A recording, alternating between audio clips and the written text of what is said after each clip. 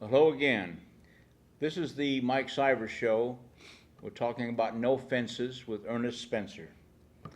And No Fences is a program that we're creating. It's a nonprofit organization. That's goals and objectives are to knock down the fences that we have built around ourselves or are built around us by other people to stop us from growing and maturing to become the functioning person that we want to be. They could be anything from children being called fat, they grow up with an inferiority complex or low self-esteem. Maybe they're short or there's something facially wrong with them or maybe have a slight disability of some sort or maybe a major disability. And that forms who you are and your motivation to become something bigger and better when you're young. And what role do parents play in that? And this is where we want to, as No Fences, which Ernest and I are both part of, start to have people understand the education that's required. Now, when we say education, we're thinking school. Right. You know, math and history and sciences and English and grammar and all that stuff. But we also include education as life skills. Right. You know, do men still walk down the street on the road side of the sidewalk instead of on the inside of the sidewalk? And I know that goes back a long time to protect women from being splashed by cars and stuff coming out. You're protecting. It's courtesy. It's respect. You know, I want to say something on that now, because I got daughters, and I tried to teach them that, and they said no, they want to walk by the street. And I said, why would you want to walk by the street? She said, because dogs can come out at the house. So they've literally changed that around. Yep. Because they're afraid a dog is going to come out and bite them. Like you said, when we was growing up, it was to keep her from getting splashed or somebody to throw something at them. Right, Yeah. right. So it's changed, you know. But and it's exactly what you said. And I asked my daughters, I was like, well, I'd be walking with them when I would say that. And he was like, but no, Dad, if a dog come out, he bites you first. Well, you know what? That's funny and it's interesting. Yeah. But that's it's a funny thing of what we talk about. Right. But we're talking serious stuff. Mm-hmm. We're talking about how boys treat girls, how girls treat boys, how men treat women, how women treat men. And the fences that you have on how you should be treated as a woman or as a man Were built when you were little. were built when you were very, very young. And unless you realize that and understand that, and nobody goes out seeking that stuff. Right. So we have these shows that try and put the information out to the public, and hopefully they'll contact the email address that's on the screen. Yes. And we invite, and we've always invited anybody the public out there that watch these shows to come on board.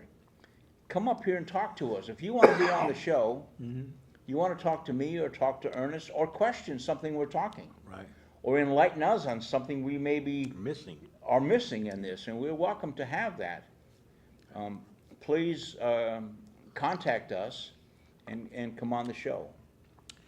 Now, you were talking earlier about your grandchildren or your children in the schooling that was going on, Okay. and how your grandmother taught them things, and how you taught them things about reading and spelling, Right. and knocking down these fences that I don't know enough. Right. What I was talking about, my youngest daughter, she came to me at about 3 years old, and she said, okay, I want to spell French fries, because she loved French fries. And we go to McDonald's, that's all she wanted is French fries. She can't wonder now why all her daughter wants is French fries. But I told her that was a compound word. We couldn't, it'd be kind of hard to teach you how to spell this at 3. Well, let's start with some other words, and what I did was called the at words. At, bat, cat, rat, so on. Then we did book words, book, cook, rook. But I was talking to a friend of mine today, and she was telling me she was having some issues with her 5-year-old, because he's just so big and strong. And she said they had an argument that it was Saturday, because he told her, no, it ain't Saturday, it's Tuesday, because he wanted it to be Tuesday, because they go to the movies or something on Tuesday, so it wasn't Saturday, even though it was Saturday. Right. And she said, I'm arguing with this 5-year-old about what day of the week it is.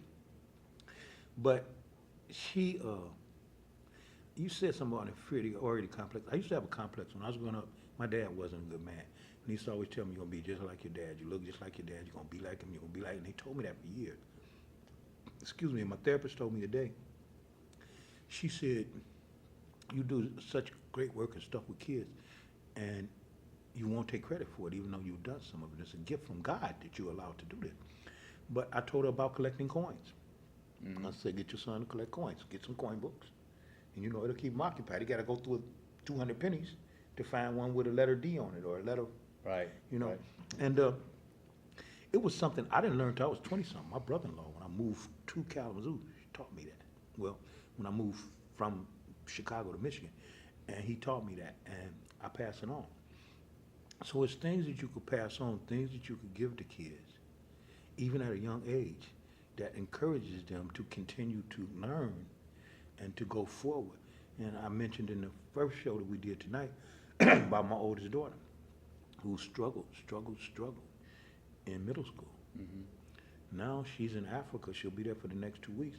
She's doing an exchange student program, working on a master's degree to become a social worker.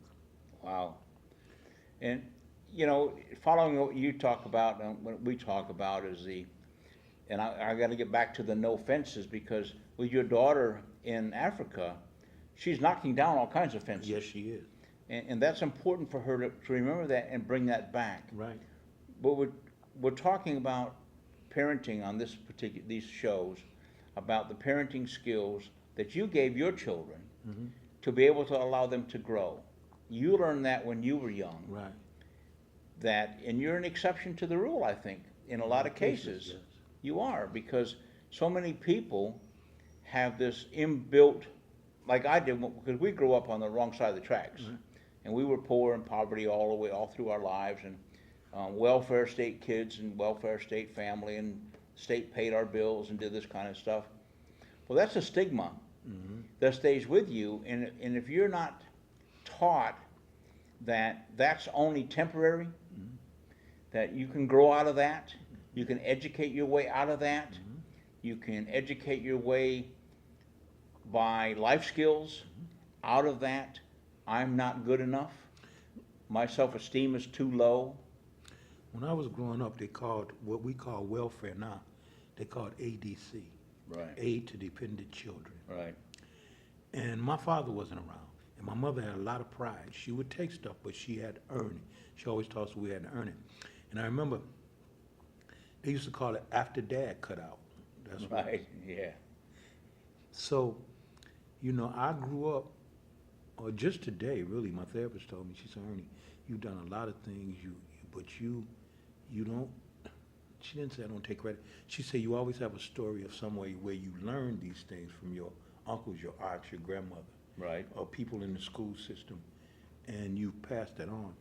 Well, we ain't got We got about much a minute time. and a half to go. Okay. Yep. But fences, my grandmother really always tried to knock down fences. My dad used to try and build them up. And the last thing on my dad in this whole subject, my dad passed away, and he had remarried and had some stepkids. And I went there to go to the funeral, and we pulled up, me and my brother pulled up in front of the house where he had lived at with his wife.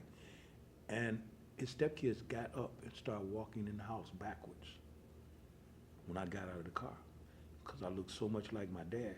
What they said was, we just left you at the funeral home. Wow. And that's, well, we got about a minute left, less than a minute to go. And that's one of the, if you want to call that a fence, Yep. if you want to call that a knocking down a fence or building a fence up, they have to learn to deal with that. Right. And sometimes it's really hard when you're not taught. And real briefly, what I wanted to talk about was, and we will on the next couple shows we do in the future, about consequences versus punishment in building fences up. Right. And if you can learn to separate the two words and not use punishment but use consequences, you're going to knock a fence down. Yep. That You're children correct. won't always think everybody's punished. Everybody's punished. And with that, we have to say goodnight again, and we look forward to seeing everybody on the next show.